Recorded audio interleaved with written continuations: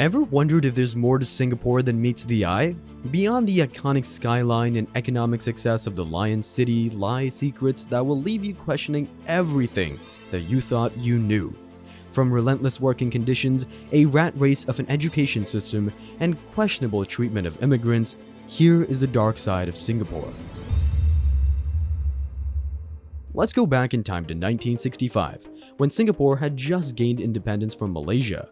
The nation found itself grappling with the harsh realities of poverty, high unemployment, and a severe shortage of food.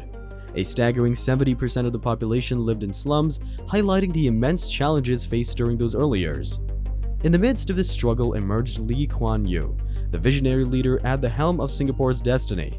His leadership became instrumental in steering the nation away from the brink of despair.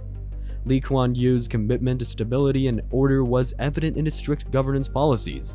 His famous quote, "I have been accused of many things in my life, but not even my worst enemy has ever accused me of being afraid to speak my mind," reflects his no-nonsense approach, contributing to the nation's reputation for efficiency and cleanliness. Despite the initial hardships, Singapore possessed inherent advantages that set it on the path to success. Its strategic location facilitated the influx of foreign direct investment, transforming the nation into a global economic powerhouse.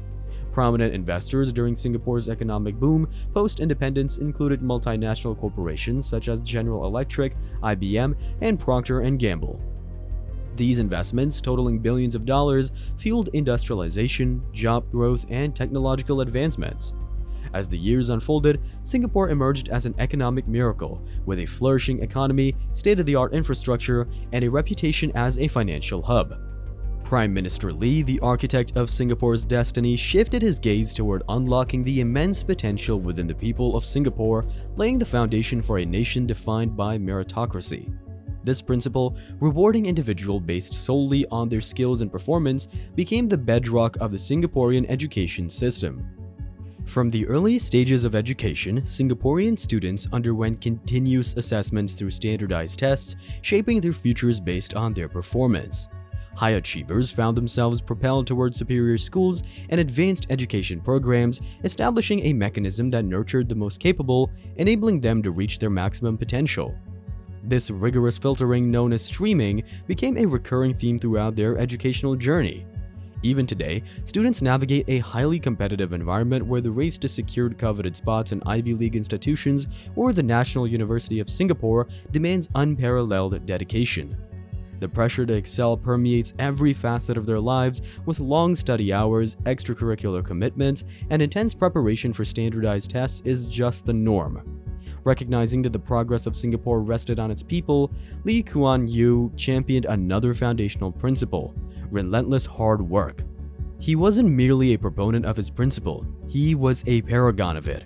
Rallying his people, he urged them to embody his work ethic in their lives, emphasizing that only through relentless toil could their nation stride ahead. This mantra echoed through the halls of the government, permeating national productivity campaigns and shaping the mindset of Singaporeans from their earliest years. As you may have seen in my video about the dark side of South Korea, the two nations have their fierce work ethic in common. From their academic to professional lives, citizens from these countries are shockingly competitive. However, it must be noted that conditions in South Korea are significantly worse off than in Singapore. Coming back to Singapore, the slogan "Good, Better, Best, Never Let It Rest" was a catalyst for Singapore's extreme productivity culture, epitomized by TIMI, the Productivity Bee, in 1982. Conceived as a mascot for the National Productivity Campaign, this mantra, reinforced by the catchy tune of TIMI's song, ingrained a relentless work ethic. The idea, sparked by the success of Singa the Lion for the National Courtesy Campaign, symbolized a government push for efficiency, creating a cultural norm that began to shape attitudes toward relentless improvement and accomplishment in the workforce. This productivity-driven growth was further amplified by a remarkable population boom since Singapore's independence. Since the 1980s, Singapore's population has more than tripled, driven by liberal immigration policies that welcome tens of thousands of newcomers each year. This influx comprised a diverse range of individuals collectively known as foreign talent, contributing to the knowledge economy. To accelerate population growth further, the government initiated numerous campaigns encouraging Singaporeans to have as many children as they could afford. Notable campaigns including "Have 3 or more if you can afford it" and a catchy anthem sponsored by Mentos exemplified the push for increased birth rates. However, beneath the seemingly flawless success story of Singapore lies a more somber reality. The very principles that catapulted the nation onto the global stage have birthed a new generation of quandaries, prominently encapsulated by the term kiasu. Woven into the fabric of Singaporean mentality, kiasu denotes an intense fear of falling behind or losing out, a relentless struggle for supremacy where every moment is a ruthless competition. Originating from the Hokkien dialect, kiasu goes beyond a mere fear of losing out. It embodies a spectrum of competitive, stingy, and selfish behaviors ingrained in this high-flying nation. Imagine queuing for hours for a chance at a lucky draw or a free sample, classic kiasu. Or reserving a table at a bustling food court with a packet of tissues before venturing off in search of food, undoubtedly kiasu. And if you find yourself volunteering countless hours at a school to secure your child's enrollment, that's the pinnacle of being kiasu. This survival instinct, deeply rooted in Singapore's dominant Chinese culture and a lingering sense of insecurity about its size on the global stage, has shaped a society where letting an opportunity slip away is considered akin to failure. This prevailing mindset is simple. If you miss out, the responsibility lies squarely on your shoulders. While the relentless work ethic fueled by the kiasu mentality propels Singapore forward, its consequences are far from kind. This paradox is evident as hard work fortifies the economy, yet self-esteem and creativity form the bedrock of successful entrepreneurship. The roots of this predicament lie in the underbelly of Singapore's miraculous ascent since independence. Viewing itself as a vulnerable entity on the brink of existential danger, Singapore's collective national psyche of survival has seeped into individual consciousness, giving birth to the fear of losing. Despite its high GDP of nearly 400 billion USD in 2022 and commendable quality of life, living in Singapore isn't a walk in the park. Singaporean students grapple with heightened stress and anxiety, persisting well into adulthood despite the government's best efforts. However, Singapore's resources remain limited and the high salaries are offset by formidable living costs, particularly in housing. With limited land and an expanding population, space is at a premium, turning private housing, a symbol of Singapore's successful problem-solving, into a distant dream for most. To bridge this gap, the government offers public housing for 99-year leases at affordable rates.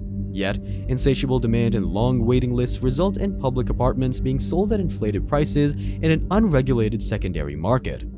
Consequently, Singapore faces an escalating housing crisis, becoming a significant stressor for an increasing percentage of its population.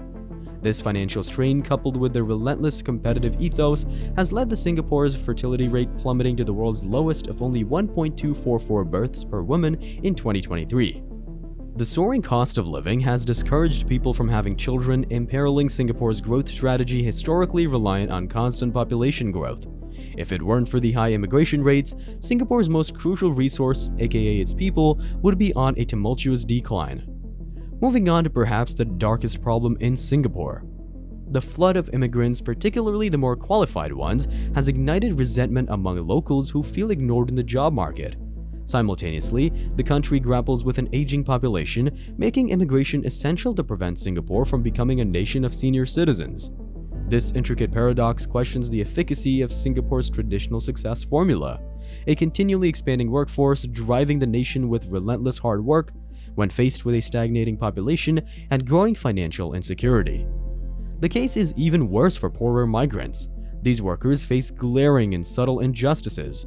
While physical abuse gets attention, issues like low wages, denial of rest days, and poor living conditions often go unaddressed. Workers from countries like Bangladesh and India enter on time-limited visas with no path to permanent residencies.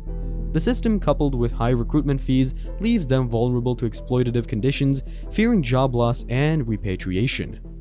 The work permit system restricts job changes, leaving dismissed workers with few options.